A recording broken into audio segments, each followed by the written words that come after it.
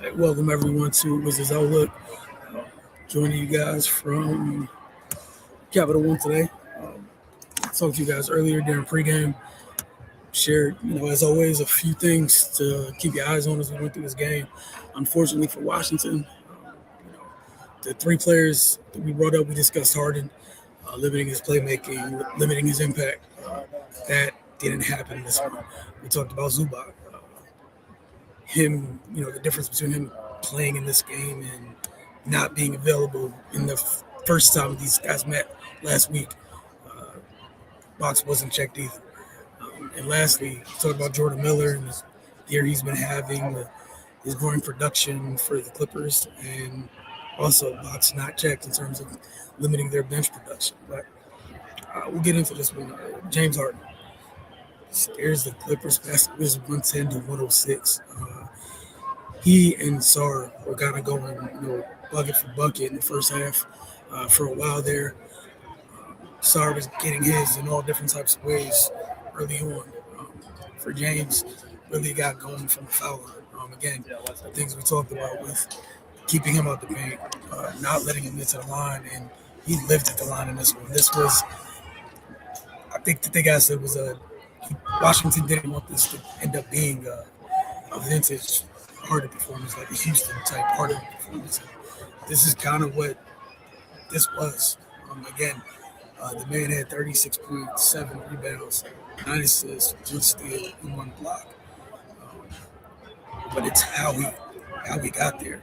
In the first half, again, he went to the line 14 times for a while there. I think he had like 12 points on 1 of 3 shooting because he was at the line that much. He ended up going 18 of 20 from the line. That ended up he went 18 of 20. The Wizards went 19 of 22. Just to share that comparison. That's how much he was at the line in this one, and he really, truly did live there. One of the things in this one that was, a positive for Washington, like literally just last game, we were mentioning how they struggled coming out of the third quarter. This time, they were the aggressors coming out of the third quarter. They got off to I think it was a 14-4 start. And then we saw the veteran Clippers, led by James Harden, kind of steady the ship. And by the time we got to the end of the third, it's a 2-point difference. For a moment there, it looked like Keyshawn George hit this running three going to his right. But it ended up not counting after it was reviewed. So that led it to be 81-79 after 3. And then in the fourth quarter, Washington started that fourth quarter. They were just sloppy with the ball. They turned it over so much to start that quarter. And then not only that, they kept fouling. They were like, I think the Clippers were in the bonus with 6 minutes and 30 seconds left in the fourth quarter. 6 minutes and 30 seconds left in this one. And they were in the penalty. And a lot of it was James Harden. But getting us some of the things in this room, again, Alex R. Huge night for him. I thought he did a great job finding ways to attack the Clippers, specifically Zubac, because you're not going to bang with him. Alex currently does not have the frame to do so, but he did a great job cutting and transition, just attacking him off the move. Another thing, I mentioned Harden's ability to get to the line this week. 18 and 20 from the line, and then the 2 that he missed happened in the fourth quarter, but then he got the rebound and went back to the line to make it right. And I will say defensively, that's how the game ended. Zubac's availability, again, did not play in the first one. In this one, that is a large man that takes up a lot of space, and he does such a good job just wreaking havoc on the glass. He ended up with 14 points, 12 rebounds. The only thing he did wrong, he turned the ball over a little bit in this one. Again, during pregame, told you guys, he came into this game, he's shooting 60% from the floor. and I think it was at 10.8 rebounds. He finished with 14 and 12. He was huge for the Clippers, especially late with some of those offensive rebounds. Again, just making a mess down there. That third quarter, I just wanted to check my notes, was right. It was a 14-4 start for the Wizards, which was super impressive.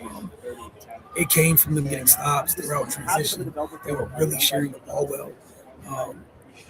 But the Clippers were equally as impressive in the way they closed that quarter to erase what Washington essentially did early. In the fourth quarter, it got to the point where Harden, the Wizards ended up like selling out like hard doubles to try to trap him and get the ball out of his hand because of the type of damage he was causing us. But but the Clippers survived and got out of here with a 110, the 106 win. The Wizards ball movement, I thought that was something in this one. I thought they did a great job moving the ball. They had 20 assists and 36 made field goals, which isn't bad. They had several players with at least 5 assists. I think the biggest thing in that one was the turnovers. That's what cost them for as good as they did moving the ball. They turned the ball over 16 times. I'm sorry, they turned the ball over 20 times and they conceded 21 points. Conversely, the Clippers turned the ball over 16 times, but they only conceded 12 points. So again, this is something we talked about all year, and it really cost them in this one. Man, they did such a good job in different portions of this game and ended up coming up short because they didn't take care of the ball. Some of those late possessions were a little janky. In spite of all that, they still get a couple really clean looks late. They just couldn't capitalize. Another thing I wanted to touch on was the growing synergy, chemistry, however you want to phrase it, between Bub Carrington and Trey Johnson. Those two were tremendous tonight in spurts, especially in that start of that third quarter. Bub finished with 17 points, 6 rebounds, 7 assists. The negative was the 5 turnovers. Trey Johnson, 15 points, 5 assists. But those two, again, so many times where you watch them play so well off each other. When one is driving, they seem to innately know where the other one is. They did a really good job. Again, just the things that they didn't do well in this game, Washington, it just cost them. It truly, truly cost them. But as always, we're going to get to player of the game in this one. Hey man, James Harden, it's really easy. 36, 7, 9, steal, a block. And what he did down the stretch to carry his team to a W was huge. X Factor, that guy I told you guys about coming into this game, Jerome Miller, he was the second leading scorer on the Clippers tonight. No Kawhi Leonard. Needed other folks to step up, and he did that. 16 points, 5 rebounds, 3 assists, those 4 steals. And it felt like at least 3 of them came in the fourth quarter. He also had a block. But he provided another steady hand for the Clippers on the night where, they sorely needed it. Again, he was their second leading scorer. He was 5 of 11 from the floor. He missed both of his 3-point attempts, but he got to the line 8 times. So kudos to him for that. Even down the stretch, he got a couple offensive rebounds, but just credit to them for that. But for Washington, there's a lot of good that happened in this game. We don't do like big moral victories or anything here like that, but there was good. Your youngsters played really well in this one again. You had Keyshawn at 18, 6 and 6, struggled to shoot the ball. In this one, he did not shoot the ball well, but him and Bud, those 11 turnovers. They had 11 of the team for 18, and for them to, at this time, they take turns to be primary ball handlers. They got to be better in that regard because that truly did cost them. In a very winnable game. But again, we'll be talking to you guys later this week. Washington hosts, I believe it's the Nuggets on Thursday. Just want to double check that.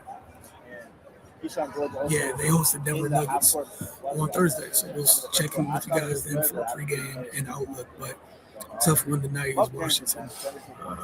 Drops a very winnable game.